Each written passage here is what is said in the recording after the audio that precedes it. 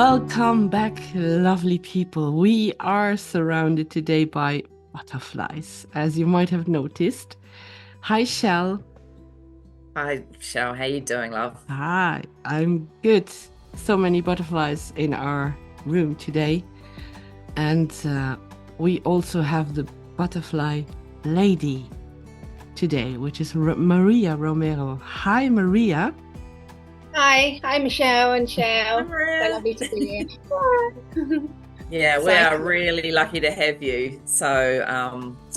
Yeah, just really excited to be able to talk to you about your views on transformation and all the aspects of that and your journey with monarch butterflies and also in the well-being world.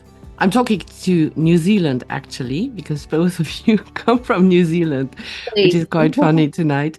So, yeah, we might take flight healings today. You're a sound and energy healer, trauma informed facilitator. You are author of an educational guide on monarch butterflies. That's a beautiful butterfly you see behind. And you're also award winner of Christchurch Civic Award for services to the environment and education. And you founded the Butterfly Musketeers like 9 years ago. I read a mission to raise awareness of these beautiful creatures and also share with people how much can be learned from the transformation from a caterpillar to the monarch whilst observing and caring for them also. For me, it's a metaphor for the development as human beings must go through to end our suffering and also create a profound change in our lives. It might be also a red line through your work, right, Maria? Yeah, you hit the nail on the head. Yeah, it was a beautiful summary. Yeah, exactly. Yeah, I started this about 9 years ago, like the Butterfly Musketeers. I just created a new Facebook page because I was just taking photos all the time of these butterflies in my garden.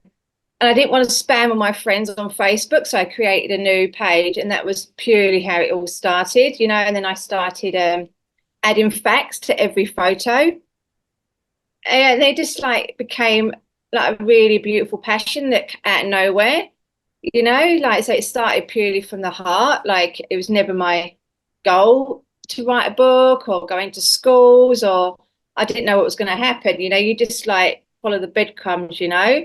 Um, yeah, it's like, and I look back and I was like, wow, did that just happen?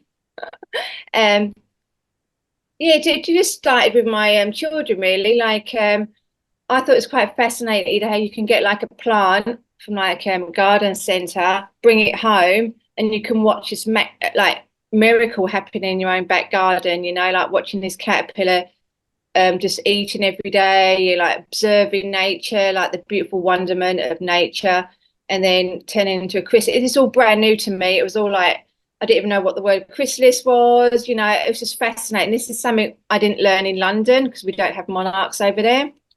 Yeah, so we learned alongside my children. We all learned together, and we hardly came inside the house anymore. We was always outside. So when we jumped out of the car, we'd just go straight into the garden, and then it was like 2 hours later before we got back in. Because the kids were like counting the chrysalises, making sure they had enough plants, and it just, yeah, just blew up. It not blew up, but it just got bigger and bigger. Like we had more and more caterpillars, more and more flowers, more swan plants, etc. And back then there wasn't no information out there, so I was doing a lot of things wrong. There's not many groups on Facebook or anything like that, so I was learning the hard way. And then I went into my daughter's school one morning, and she said the word cocoon. I saw the word cocoon on the wall, and I was like, "It's not a cocoon; it's actually a chrysalis." But like the Hungry Caterpillar book that's like Yeah. wrote 30 years ago, Eric did say the word cocoon. So like I was just like. Just to explain it. So a chrysalis is a hard casing that goes over the top of the caterpillar, and a cocoon is spun with silk by a moth. So that's the difference. So yeah, that just ignited it from those two words, really. And then as I was walking home that morning, I was like, I'd had this urge, like, I'm going to write a book. Like, oh no, I told the teacher, I'll just write you a few notes. And as I was walking out, I was like, I'm going to write a book. And like, my English is not that great, like I just not fell asleep at school, but, I was only really interested in subjects I enjoyed. Yeah, and just, I just wrote a book and I thought, I just sell it to my teacher friends just to help them as a guide. And I approached Mitre 10, which is like a garden centre here in New Zealand. And I came up with this idea because I didn't really want to pay for this book because I'm in sales. I was in sales in a previous life. And I purely went to this garden centre purely because it was orange and black, the same colours, and it was local, it's a national company. And they loved it, and they just printed so many books for me, because they said it was a really good idea. And then all the schools started ringing me. I was like, So yeah. And I was like, wow, like these schools want to listen to me. So I just did a few practice ones, like preschools and stuff. And I was like, oh my God, I'm so nervous. But I didn't have time to get nervous because I was busy. So, so I was totally, when I got there, I was winging it. But then the teachers learned so much. So that gave me confidence. Like, actually, I do know quite a bit. And the kids loved it. The teachers loved it. And this information needed to be out there. So when you've got a passion and there's something society and the community needs, everything comes together, I think, because it just flows. It was easy, really easy. And it helped. And in the background, I grew as well, like the caterpillar. And I'm talking too much at the moment. You're not even got a chance of biting. But just stop me anytime, okay? All good. Because I believe I was a caterpillar for probably like 35 years, just struggling, not think I was good enough for anything, or no purpose really. You just like go through life, but you're not thriving. But then I thrived and I soared, and I thought I was worthy of wearing makeup and beautiful dresses, and like to be listened and heard by hundreds of people in front of me. That's a massive thing. Like to be heard. And people wanted to listen and keep asking, and they just like, oh my God, that's amazing. And they just like recommended me to other schools, and that's how it all, started, sort of thing. I get my breath back now. Maria, I'm curious about what you could share with others were the biggest things you did to kind of break the patterns of fear and of the thinking about maybe not good enough, etc., from your schooling and things like that. Because I do hear that you had to really step into a really uncomfortable place to grow. On your journey with being in the public eye and doing all this presentation that wasn't at that time the norm for you. Do you have some like key tips or things that you would say if anyone was asking you how you kind of move through that transformation? Well, you just got to believe in yourself. And when during my talks, every presentation I did, I used to say to the kids, like, do you know if the caterpillar knows he's going to become a butterfly? And they'd be like, really thinking. They're like, half will say yes, half will say no. So like I said, what do you want to be? Like, you can be an astronaut, like a teacher, a scientist. You can be a big butterfly, musketeer, whatever, but you've got to believe in yourself, because when you go in that chrysalis and you dissolve, like the actual caterpillar does dissolve and transforms, it's like really quiet. It's like really, it's a tough time. Predators could eat him. It's all dark. You've got to surrender. You've got to have that faith and trust in yourself, So that's when you go into chrysalis for like 2 weeks. But on a human level, that's puberty. That's a teenager phase where we hide in our bedroom and we're not talking to our parents. Like the world's like, oh my God, like identity, where do I fit in? who do I want to become? Do I need to go to uni? What is my purpose? So I always say to the kids, like, really look within. What do you love doing? What do you love? Because if you love what you do, doesn't, you know, and that's you'll find your purpose, and then everything else will be, you know, like, but you have to not suffer, like you have to surrender and really go within to find out what you want to become. And that where the magic happens. Then you're like, and you completely, you can do whatever you know, you're like, my God, how does a caterpillar turn into a butterfly? You know, it's amazing, but we can do the same. Because you know, to me, was a little bit not impossible, but I didn't even, it wasn't even scripted. There's no one out there doing what I was doing. You know, I didn't question it. I just followed. I just had that pull and surge. Get what I mean? Did that answer? Yeah, so hope. Like the symbol of the monarch butterfly is hope. You know, that's why I'm going to backtrack now. So I had my daughter, she's 13. So she said on the earthquake, the day of the earthquake, I was giving birth. So they used her picture on the front of the newspaper quite a bit, but with butterfly on it as well, because Christchurch was going through a huge transformation and people of Christchurch needed hope. So they did have symbols of monarch butterflies on the front page of the newspaper a lot. So it was really cool that they understood that, you know, Christchurch can soar again, and so can people. You know, we rebuild, we can always transform, and we can transform many times in our life, not just once. We're always evolving, always changing. There's a beautiful quote from Albert Einstein. We just have to look deeper into nature to understand everything. And I find it so beautiful how you explain to the children with the butterfly, with the caterpillar, the transformation. I remember I was a long time ago in France, in Poitiers. There's a theme park and they have movie theaters, different kind of movie theaters. There is one where you have the screen under your feet. And the movie they are showing is the journey of the monarch from Canada to Mexico, which is amazing. And I was quite interested in that animal as well. That's why I find it so beautiful that you are here tonight. But the monarch butterfly is also one of the most photographed and iconic pollinators in the world. As I said, he travels from North America to Mexico. He flies over 4,000 kilometers every year until he reaches the forests of Mexico. And often you see trees covered with the monarchs like a veil. And it's like a gold rain when they start to fly away.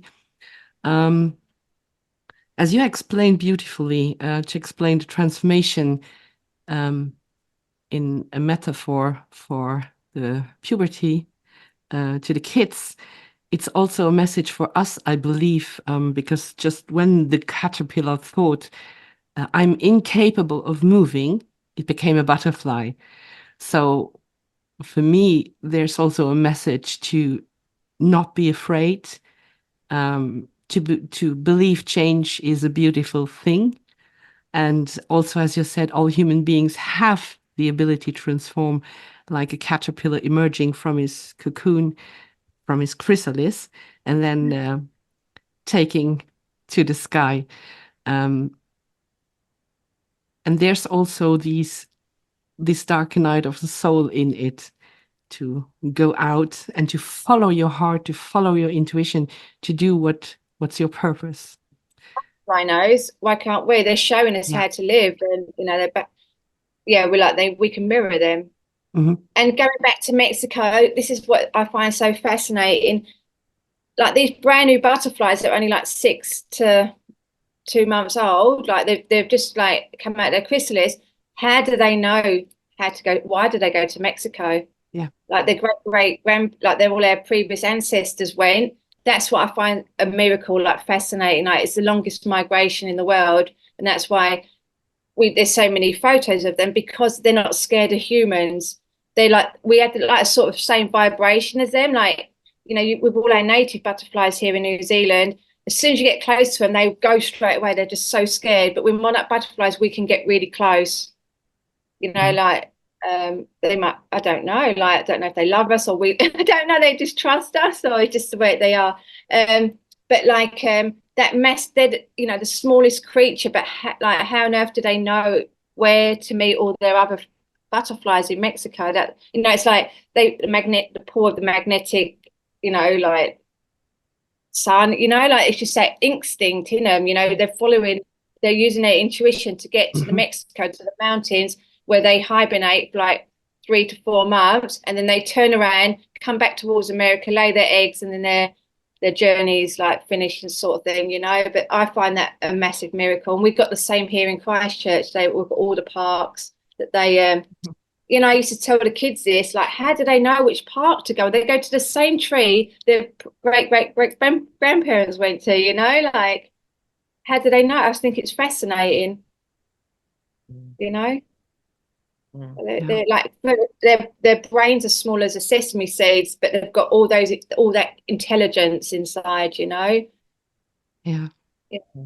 That's why it's a wonderment. Like the kids, like, wow, you know, wow, well, how fascinating. And this is when I wrote the book, I didn't realize the butterflies were in decline. They've gone down by 90% in America due to pesticides. We're spraying the hell out of our communities because we all want like immaculate grass. And when we like spray the grass, we're killing all the dandelions, all the honey clover, all the daisies, and that's the first source of nectar for the bees and the butterflies. So if we're spraying that, we also, and all the pesticides leak into the grass, you know, you're harming the worms and all the other insects, and that's where the birds have their, you know, the birds. So it's like a huge, we've got to really be conscious about what we're doing in our own backyard. I can make a difference on my own, and everyone can do it, you know, the collective sort of thing, you know. So that's why I'm really passionate, and I kept doing what I did, because it's really sad how, you know, like our future generations can wake up and they're like, there's no butterflies. They're like angels with wings in our garden. They bright up, you know, when I talk, if you see a butterfly, instantly everyone around the world, your heart lights up, you smile, your joy, no matter what you were worrying about at the time, you come back to yourself, wow, look at that butterfly, and you forget what you were why you were in a bit mood or something, you know. And I do a lot of talks at retirement homes, and it brings old people back to like, oh, when I was a kid, you know. So no matter how many times you've seen the caterpillar turn into a chrysalis, it never gets boring, and they've always got memories of their, like, you know, from 70 years ago, 60 years ago. They would never forget that memory as a kid, watching the caterpillar, watching the butterfly being born, you know. And that's something special you can have for the rest of your life, you know. It's just wonderment and just nature. It's free to see, you know. But it'd be sad for future generations not to see this, only on videos, you know. And then we can make a difference. Like there is a lot of decline, but there's so much awareness now. Like, because, you know, lots of people are talking about it, and there's a lot more with the internet. And you know, one monarch butterfly can lay 400 eggs. If we have enough swarm plants, that's enough food for the caterpillars, you know. So we can make a difference. It's not all doom and gloom, you know. But we're just educating people about pesticides and, you know, growing lots of, you know, like the echinaceas behind us, you know. It's nice to have colour in our life. Why not have a few in our garden? Even if you've got a small courtyard, just have a couple of plant pots with just colour. Wildflowers, you know, just chuck a packet of seeds outside and it'll reseed year after year, and you've got beautiful colour in your life. And the next thing you know, bees are in your garden, butterflies, birds, all sorts, you know. Oh, that care for the environment, though, comes through clearly in what you're talking about. And you know, on the well-being front overall, it's just such an important thing. So the kind of the avenue or the thread of what you're actually doing, Maria, is just so very special. And I'm curious about your international connections at the moment, like what is happening there or has been kind of brewing offshore as well. They're struggling in America with like because they spray the trucks, the mosquito trucks just go down the street and just spray. They've got no choice, you know. They just do it. All the pesticides are really, you know. So we've got warning. We can look at America, like, what are they doing that's what, you know. So I go mad when our local council just sprays in our park, and just educating people really. But we have got really good climate in Christchurch, so we are holding up the whole of New Zealand right now because we have the German paper. There's a paper wasp that eats all the caterpillars, and whole of the north, most of the North Island have got, it's been wiped out because of the paper wasp. But because of our climate, they don't like our frosts or our winter, the paper wasps, so they don't really hang in Christchurch, but they are around. I lost quite a lot this season because our winters are getting milder, so they're getting stronger, and we have got, the monarch butterfly's got a lot of predators. There's a lot of things against them, but I've got hope, lots of more people are in their garden now. And do you have a few other people that sort of help you on the Musketeer side of things to get the word out there? Because surely you can't do it all with also the growth of your healing business as well. I haven't been doing it for about a year and a half. The butterfly, not in schools, because it got tricky with COVID. Like the teachers weren't there because of they were sick. They had they had replacement teachers in, and there was a part of my talk, like just before, because when I went in and did the talk, at the end I always dressed the kids up with wings and masks, and they become a butterfly, and they all fly around the playground, because it was movement. We always did the dancing and moving. But there was one time just before we dress up, I got the kids in butterfly pose, like the yoga pose, and we sit there just to center themselves and just come, because they got so excited, like they've learned, it's me, like, with like all my puppets and just stuff like that. They got excited, and I know I've only got a small window where they can sit down, so I just said, right, come on, let's use our breath together, and I put them in the butterfly pose. I said, close down your eyes. And this is something you can do at home if you're anxious or a bit stressed out. You can do it in your bedroom. So I've given them tools to use at home. So they shut down their eyes, and I just got everyone, I just guided through their breath, and I just said, come take a deep breath in through your nose, really, hold, and then just breathe out. And we did this about 5 times, right? And I had my eyes closed, and I felt so much peace and a stillness. The room was beautiful. I could just feel their energy, and it was just so nice. And then I said, right, now open your eyes, and you wake up, and it felt like they were in a different room. It was amazing. It was so nice. And it just, there's a change, and you could just feel the peace. And it's like, oh my God, this is like the best part of my talk. So I knew things were changing.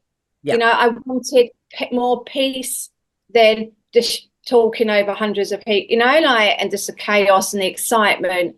So I was changing. And then I could, I talked to about 15,000 children all around the country, and it was not on repeat. I changed my talk. There's no script, but I wasn't evolving anymore. I was just on repeat, and don't forget, when I spoke, teachers got educated. They bought my book. They saw, so I ignited sparks in all the schools, and they're all doing it now. So I've got faith that.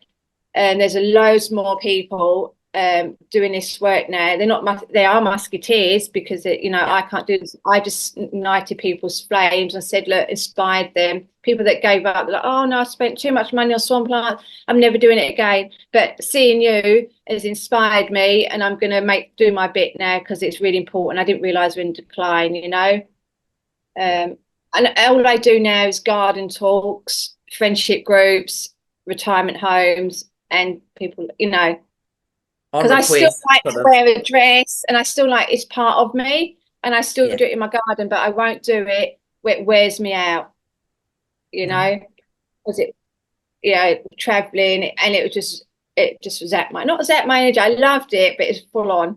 I can only do that for so long. But it's still beautiful that actually, many children lost contact to nature. And people are afraid to go out in the woods because of the ticks, because of the sun. I remember reading a comment. They were talking about temperatures out there. It was 25 degrees Celsius here. And there was someone saying, oh my God, the skin cancer season has just begun. We need it. Yeah, and that I mean that's a little bit scary to read such things that people really are afraid to go out there in nature. And you did it. You brought the nature to the children in the classroom, which is quite beautiful. Yeah, because as soon as I tell them, they go home, tell their parents, and then their Yeah. parents bought the plants, and they were emailing me, sending me videos. So they're like, I saw, you know, because I go to a lot of like netball games, and they're like, oh my God, you came to my son's school. He never talks about school, but today you did because you were there. Like, and it's like, Hmm. oh wow. Hmm. Hmm. A lot of kids can't even hold a shovel, or their parents are really busy and they don't do gardening at the weekend. So this is their only opportunity. Like schools do it, like the the garden clubs and everything, but there's something they could just focus, just because when you're in that garden, everything else lights up. Like you can do this, you can do that, and you before you know it, you're out there 4 hours. Like just weeding, you're grounding yourself, you're getting all that beautiful sun, the fresh air. There's no negatives really, unless you don't wear a hat and you get burnt. No, it's fabulous. And for anyone that will be looking at your website, they'll be able to see the extensive amount of coverage that you have had and what you have done. I mean, it really is an epic contribution that you've You made, Maria, on the think like that, education. It really is. And, not just the civic award too that you were given here in Christchurch. You were also a human of Otatahi Oh, as I remember well, that. recognised for that. So that's Christchurch in Te Reo for those who don't know about what Otatahi means. And Maria was recognised as a human of our city and interviewed I'm a for that. normal person, yeah, just like unusual Yeah, people, like doing things in the community. yeah. No, it's Nice. great. And for anyone else who's listening, you might notice that Maria has a special accent. So that's a little bit from the UK, isn't it, Maria? And Yeah, you for came East out here London. backpacking? Was that right? Yeah, 24 years ago, and I just love it. I love it. I love, yeah.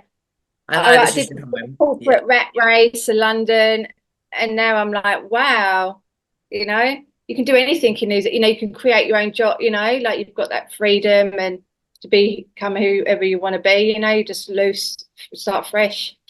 You know, Yeah. Mm. not loose, but loose. I don't follow really guidelines. I do whatever I want.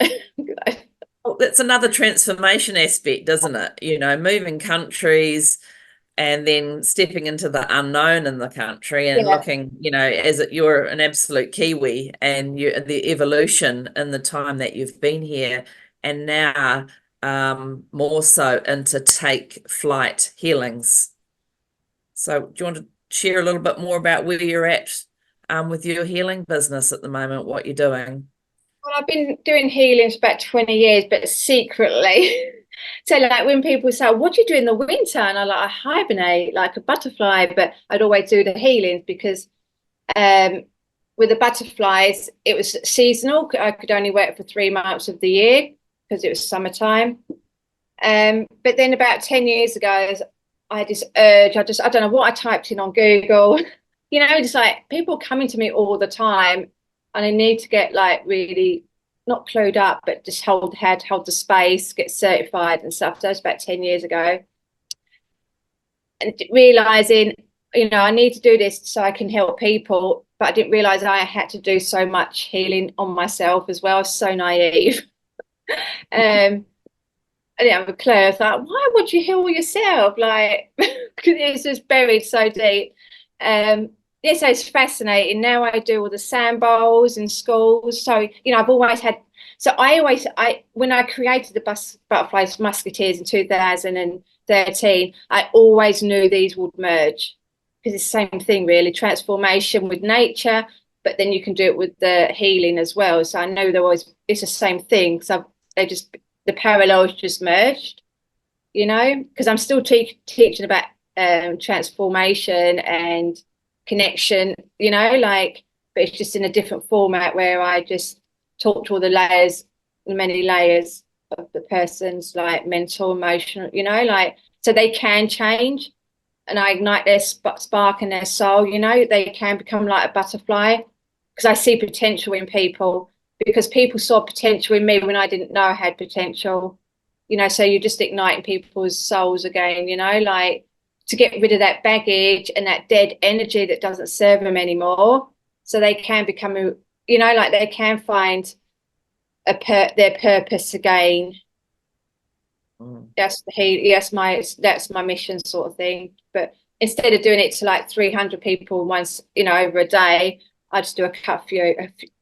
But my groups are getting bigger, maybe like 20, 25. But then that's just when you're in that. I do the crystal sand bowls, and that's when you go into a really deep relaxation, and you can release and new things into your energy fields, because you've just gone into that beautiful state with the sound of vibration and frequency, which is in nature as well. We're all the same. That's what I was just going to ask you, frequency. I heard once such a beautiful philosophy as well about the butterfly. When he claps with his wings on one side of the world, on the other side of the world, there are waves building through the frequency. I don't remember who wrote it, and I don't remember where I heard it. So you are so inspiring, Maria, that, like, for me, it's the same thing. You just clap your wings on one side of the world, and it resonates on another side of the world, because that might be a lesson as well from the butterfly we take with us. When someone comes to you with big dreams, don't be too quick to belittle their ambition and dreams. Inspire and help them in any way you can, because as we now have seen a lot, even the beautiful butterfly was once a caterpillar. And like you just said, the frequency, like ripples over the world. So, like when you see all these millions of butterflies in trees, we haven't got millions in Christchurch. We've got maybe 1,000, or, like in one tree. And I find this right. So I used to go to all these parks around Christchurch and just capture these, and then let people know where they are in Christchurch.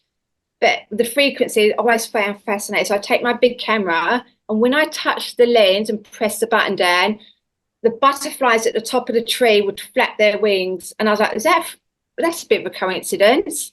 So I press it again, and they do the same. So like, this is like I'm about 30 meters away, but this tiny little sound of my camera, the button, press it, and they would, at the same time, they just go like that.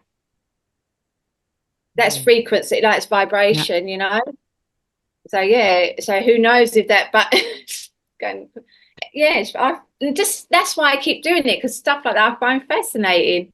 And when I do these talks, people come up to me afterwards and they said, the day we got married, all these butterflies were flying around us, and like, I don't think, I might sound a bit weird or mad, but I think it was my mum that passed away. And of course it was. Of course they come back as butterflies. Or at funerals, they were like putting like a rose bush in the soil, and this butterfly wouldn't stop leaving them alone. I said, and I think it was my husband. And I'm like, of course it was, like, because they're like angel messengers, like. Butterflies come with, if I'm thinking something or something, like, they will come out of nowhere, and I don't find that freaky or coincidence at all, because they're always around us, and just I've had thousands and thousands of stories like from people like synchronicities. Yes, exactly. There's something magical spirit. They are very spiritual creatures, We just got to learn to work with them, help them, be as one, the same as us, No, such beautiful words. Yeah. I have loved, like, hearing your journey from you, and also seeing probably even more through the social media, which you've done so well. Yet I'm sure it's a delicate balance, particularly with having the children involved as well. And it seems like Lola has had a big part in this whole journey of the butterfly and Musketeers as well. Well, it's And because of Lola, because like she was, wow, look, I could see the wonderment in her face and excitement. And they're both my children, because I only had toddlers at the time, their vocabulary just exploded, because when you're excited about something, you just keep talking, and that's why I kept doing it. And then when they were young kids, I could dress them up and they come to schools with me when I needed them. Like if their teacher only does, like, right, you're working for me, like you're coming to the preschool.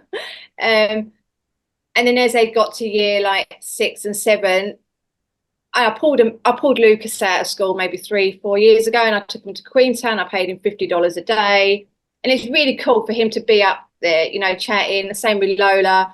But they won't do it anymore because they don't want to be absent, and they got the money and they got their AirPods they needed, and they don't, it's embarrassing. But I've got one little boy who's 9 who I can still mould.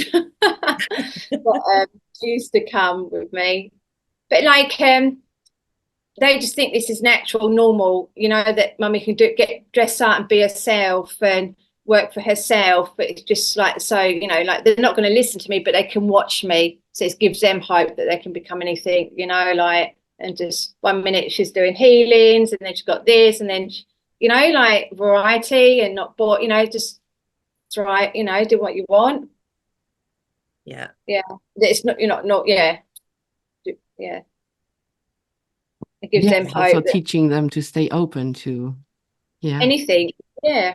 Just like the wonderment and just magic. Like I say to the kids, they learn, how do they do? I was like, it's magic. It's magic. It is magic, really. Like nature's magic, trees grow, like, the acorn, there's all sorts. There's magic everywhere in nature, you're getting all that beautiful healing out there.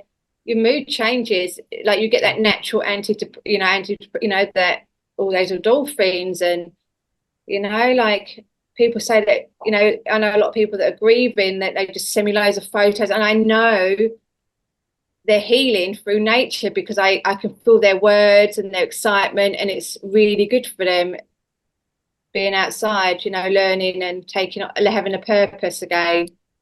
Keeps going. Yeah. Go out to nature, get in touch with nature more often to see and understand everything. Of course, you have to look and see to see the miracles. You have to open your eyes and your ears and your senses to see the miracles. But the more often you do it, the bigger the intuition grows. That's I don't know where it's going to take you. Yeah, exactly. I just took it off speed. It was one of my missions in life, and it just organically happened. It was quite easy, but it was just it's crazy times, really. It got busy, and but it's beautiful, like the same thing. It was fun. Yeah, but it all comes together anyway. So we are talking about wildflowers, stay in the flow, get to know the wild plants, to eat them, to cultivate them in your garden, to attract the butterflies and the bees. It all comes together anyway in the Wildflower podcast. So we need wildflowers, like there's a lot of places in Europe where you see your grass outside, they just throw wildflowers, you need colour, because colour is vibration. It cheers people up, I go, these new subdivisions with native grass and, like, because it's cheap, but like we've got to think out, like the environment first, Wildflower. We need more colour, everything's being cut to grow crops and palm oil and everything, rubbish. We need it for food, but there's also so much space where we can recreate. There is a lot happening in Christchurch. We'll have red zone, we're just recreating. There is rebirth, but it just needs to be more people like you just talking about it to bring up the awareness, create that awareness. Plant a seed. Yeah, exactly. Planting seeds. I've planted all my seeds, and I can have a little rest now and just do. Okay. Always pop back in. If someone asks, can we talk about it? It's like, yeah, of course, because it's a novelty. It's part of me, and I still love talking about it. Yeah. Well, we've loved talking to you today. So, yeah, thank you so much, Maria. It's been really, really great. Lovely, yeah. It's really nice. Yeah. Yeah, hopefully we'll see you again on the later show. If you would like to support us, like, subscribe, and share our Wildflower podcast. Thank you for being here. Thank you, Maria. Thank you, Shell. Always a pleasure. And see you soon. Thank you. Bye. Thank you, Michelle. Thank you. Thanks, Maria, so much. You're welcome. Pleasure.